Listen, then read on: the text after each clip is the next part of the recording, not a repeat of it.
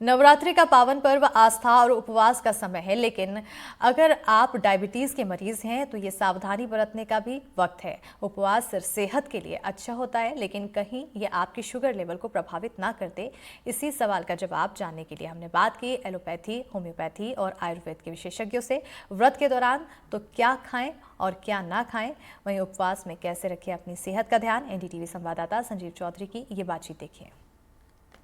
Sir, ये बताइए कि नवरात्र में यदि कुछ लोग उपवास रख रहे हैं और वो कुछ नहीं खा रहे हैं और डायबिटिक है, तो उन्हें क्या प्रिकॉशंस लेने चाहिए?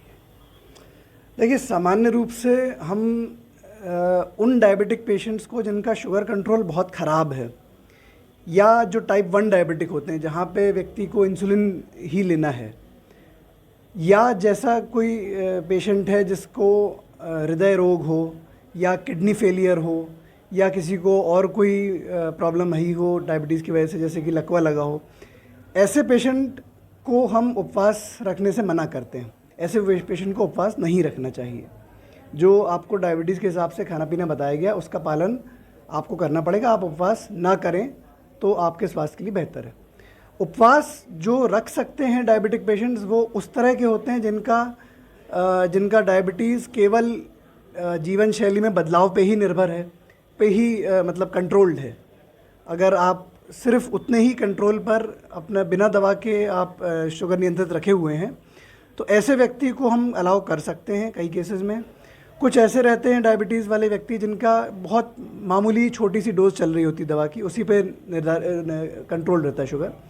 ऐसे भी मरीज को उपवास अलाउ कर सकते हैं। उपवास में खिचड़ी खाते हैं, साबूदाने की, सिंघाड़े के आइटम खाते हैं और भी कई सारी चीज़ें, राजगिर खाई जाती है। तो ये क्या चीज़ें शरीर को नुकसान करती हैं? देखिए, कोई भी तला जो खाने का पदार्थ है, तले हुए आइटम को हम मना करते हैं डायबिटीज़ व्यक्ति और नॉन डायबिटिक व्यक्ति को भी। तला आइटम आपके स्वास्थ्य के लिए अच्छा नहीं है। दूसरा, ये जो सिंपल कार्बोहाइड्रेट वाली चीज़ रहती है, जैसे कि शक्कर से बनी हुई शक्कर किसी चीज़ में हो, तो ये आपके लिए उचित नहीं है यदि आप डायबिटिक हैं। तो इस तरह की चीज़ को अवॉइड करना बेहतर है। और उसकी जगह, जैसा मैंने बोला, फल अगर आप ले रहे हैं या आप ड्राई फ्रूट ले रहे हैं तो वो अच्छी चीज़ है, वो लेना चाहिए। कच्चे जैसे आप सब्जियां, सलाद अगर आप ले रहे हैं वो भी ठीक है। तो ये सब मात्रा बढ़ाना है। और जो तला खाना है और जो सिंपल शुगर जिसमें है, कार्बोहाइड्रेट, सिंपल कार्बोहाइड्रेट जिसको हम बोलते हैं, उसको अवॉइड करना बेहतर है। यदि आप डायबिटिक हैं और आप 9 दिन का उपवास करने की योजना बना रहे हैं या आपने शुरू किया है, तो एक बार अपने डॉक्टर से कंसल्ट जरूर कर लें। वीरेंद्र शर्मा के साथ संजीव चौधरी, एनडीटीवी के लिए। नवरात्र में वो पेशेंट, वो लोग जो उपवास करेंगे लेकिन सामान्यतः वो होम्योपैथी का ट्रीटमेंट लेते हैं किसी भी समस्या होने पे। तो आज हमारे साथ डॉक्टर प्रशांत मिश्रा है, होम्योपैथी वाले। मैं इनसे जानना चाहता हूं कि सर, ये बताइए कि नवरात्र में बहुत लोग उपवास रखते हैं। जी बिल्कुल, है ना, और सामान्य तौर पे वो होम्योपैथी पसंद करते हैं। तो क्या करना चाहिए, क्या खाना चाहिए, क्या नहीं खाना चाहिए? सर्वप्रथम तो एनडीटीवी के सभी दर्शकों को जय माता दी और आप सभी को नवरात्र की हार्दिक शुभकामनाएं। और जैसा आप पूछ रहे हैं कि क्या खाना चाहिए और क्या नहीं खाना चाहिए, तो मैं ये बता दूं, डायबिटीज़ भी 2 प्रकार के होते हैं, टाइप 1, टाइप 2। एक होता है इंसुलिन डिपेंडेंट, जिसमें इंसुलिन के इंजेक्शन लेने पड़ते हैं, और एक होता है नॉर्मल, जिसमें हम नॉर्मल दवाओं से उसको ट्रीट करते हैं। तो अगर आप इंसुलिन वाले हैं तो कोशिश ये करें कि व्रत न रखें।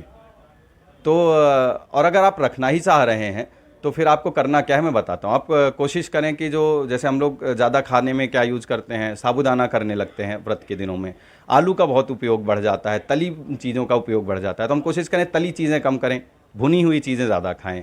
हम कोशिश करें साबूदाना कम खाएं, आलू कम खाएं, बल्कि फलों की मात्रा बढ़ा दें। 150 से 200 ग्राम फल ले सकते हैं, 100 से 150 ग्राम। बाकी परिस्थितियों के अनुरूप अपने डॉक्टर से कंसल्ट कर लें कि कितना किसका लेवल है डायबिटीज़ का, उसके अनुसार कर सकते हैं।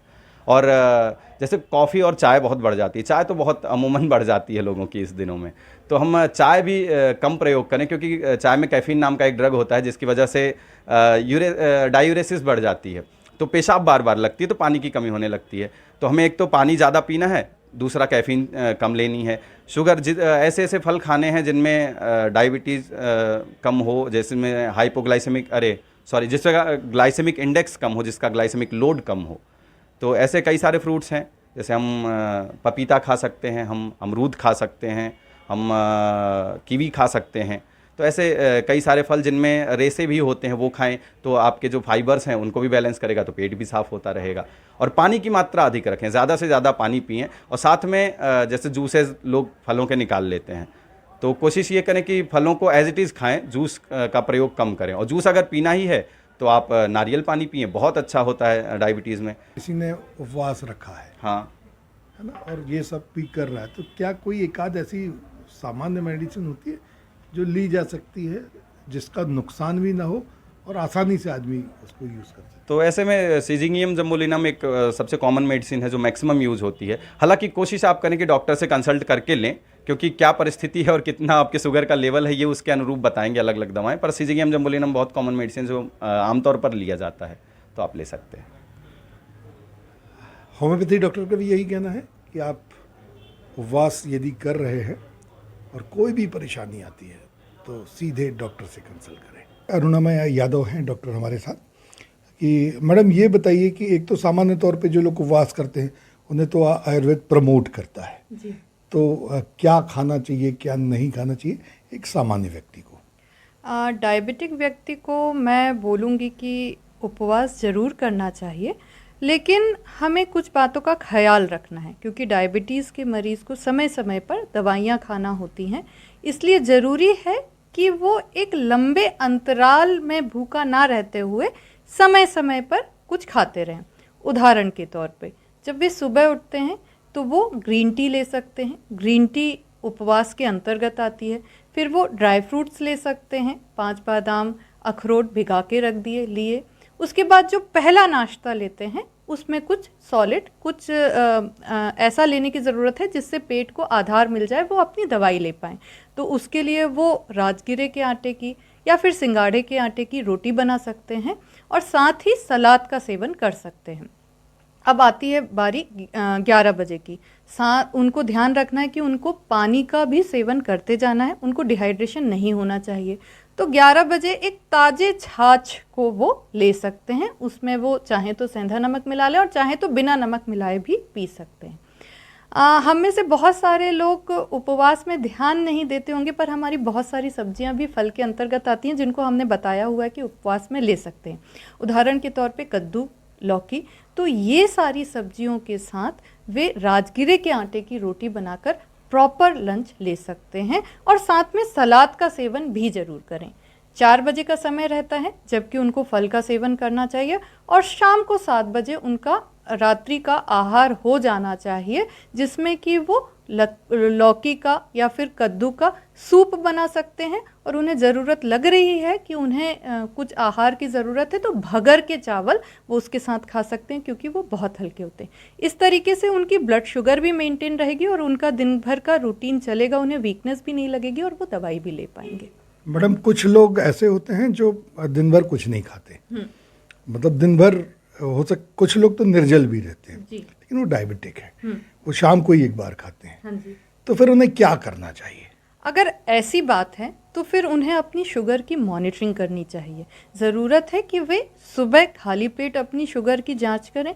दोपहर में जो खाने के बाद का टाइम है, भले ही उन्होंने नहीं खाया हुआ है पर उनको उनकी शुगर की जांच करने की ज़रूरत है। और रात्रि में जब वो खाने वाले हैं तब शुगर की जांच करने की ज़रूरत है। उस शुगर का चार्ट के अनुसार उनकी दवाइयों को, उनकी औषधियों को घटाया या बढ़ाया जा सकता है, लेकिन केवल चिकित्सकीय परामर्श के द्वारा। आपको कोई भी शरीर में परिवर्तन होता है, परेशानी दिखती है, तो आप अपना इलाज खुद ना करें, चिकित्सक की सलाह लें, भले ही वो एलोपैथी हो, आयुर्वेदिक हो या होम्योपैथी चिकित्सक हो, विशेषज्ञ की सलाह जरूर लें।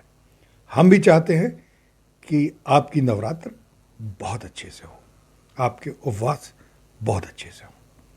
वीरेंद्र शर्मा के साथ संजीव चौधरी, एनडीटीवी। चैत्र नवरात्रि पर मंदिरों में भक्तों की भीड़ उमड़ी हुई है। सूरजपुर जिले में स्थित मां बागेश्वरी कुदरगढ़ी